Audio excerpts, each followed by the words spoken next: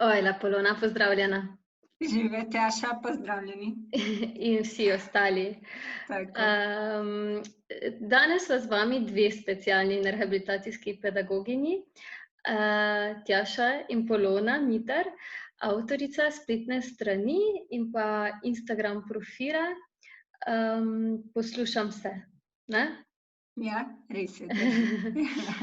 Tako. Združili sva moči, da predstaviva izvirni delovni projekt pomoči, da predstaviva postopek usmerjanja za otroke s posebnimi potrebami, programe, da nekaj rečeva o prilagoditvah, pa mogoče še kaj. Ja, hvala za povabilo, Tjaša, me veseli. Mene tudi. Jaz predlagam, Polona, da začneva kar s tem, kar pripada otrokom, če se že vključijo v večinsko šolo. Kakšne pomoči so lahko deležni, če pri njih nastopijo učne težave?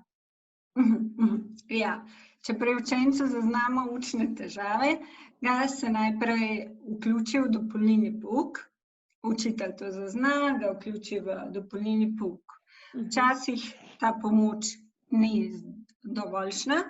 Takrat se običajno učitelj posvetuje že tudi s kakšno šolsko svetovalno delavko, običajno tudi pove to staršem, pač da je opazil določene težave, ker včasih gre samo za kakšno tako obdobje otroka, mogoče, da se težje uči in tako. In najprej potem pač se posvetuje tudi starši. Če pa potem pač ta pomoč, da vidimo, da dlje časa, mislim, da težave dlje časa trajajo, potem učitelj ponudi pomoč tudi pri pouku, dopolnilnem pouku in podaljšanem bivanju. Vključi se pod drugim korakom, se vključi tudi, tako kot sem že omenila, ta šolska svetovalna služba, šolska svetovalna delavka, pristopi, pove svoje mnenje, lahko tudi opazuje otroka. Če se pa te pač učne težave, v bistvu kljub vsem pomoči učitelja in tako, ne izzvenijo, ponavadi gre tukaj že mogoče kar za zmerne učne težave, se pa učenca vključi v dodatno individualno in skupinsko pomoč, skratico, ko ste mogoče večkrat slišali, ISP. Ta pomoč pa potem poteka lahko, se pravi, individualno, 1 na 1, ali tudi v manjši skupini, se pravi ponavadi do 2-3 učenci.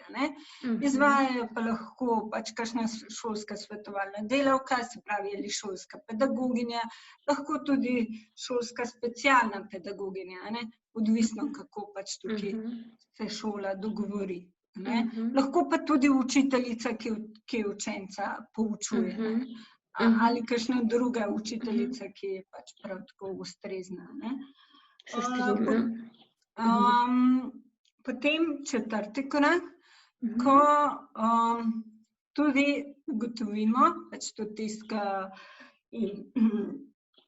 izvaja ta ISP, to individualno in skupinsko pomoč, pa tudi seveda v sodelovanju staršev, da je ta pomoč še vedno, bi rekla, ni zadostna, da bi lahko otrok pokazal vse svoje potenciale, vse, kar zmore, in da bi pač premostil te težave, se staršem svetuje, ali pa lahko pa tudi sami vložijo ali pa poiščejo mnenje in pomoč zunanje ustanove.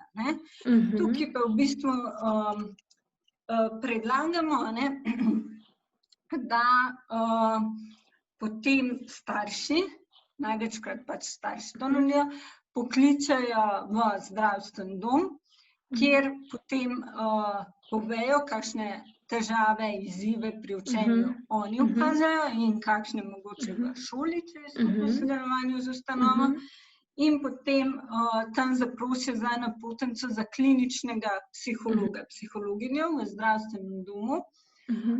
So pa čakalne dobe tukaj zelo pač različne od zdravstvenega doma.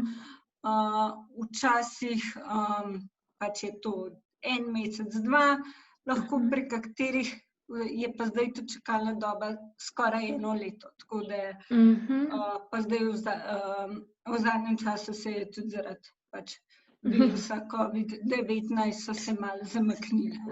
Se je stanje spremenilo, ne? Še podaljšalo. Se je stanje še malo spremenilo, ne. Je pa tako vsako, mislim tudi to zunanje mnenje, ni zavezujoče, pač, ki ga dobijo, tako kakor vse prej te koraki, lahko že pri prvem koraku pomoči, če vidimo, da je zadostna, pač prenehamo, zaključimo, lahko je ISP, recimo, ali pa že pomoč pri dopolnilnem pouku ali pač pomoč učitelja pri podaljšanem bivanju, lahko je to zadnja stopnja, ne. Lahko pa v bistvu to četrti korak, smo rekli, ta pomoč zunanje ustanove, lahko pa tudi dobimo zunanje mnenje in recimo pač kakršnokoli je, se lahko odločimo, pač in ga ne upoštevamo. Največkrat se starši sicer odločijo, pa upoštevajo mnenje.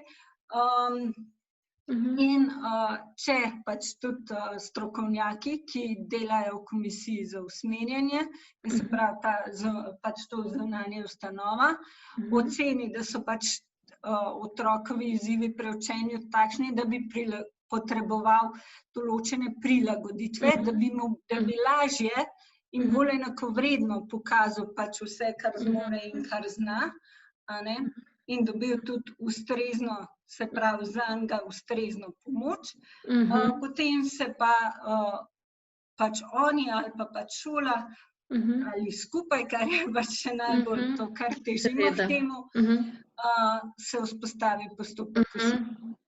Ja, zdi se mi zelo pomembno to sodelovanje, sploh če se šola odloči za neko posebno metodiko oblike dela, strategije pri otroku, da starši poskušajo doma pri učnem delu peljati isto pot, enako, no. Da otrok ni zmeden pri usvajanju novih učnih snovi.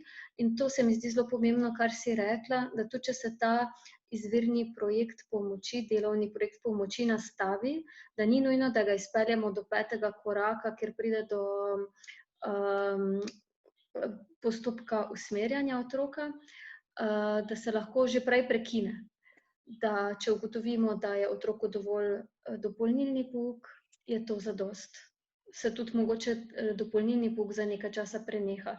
Skratka, da se izhaja iz otroka. Tako, iz otroka in njegovih potreb, ja, tako.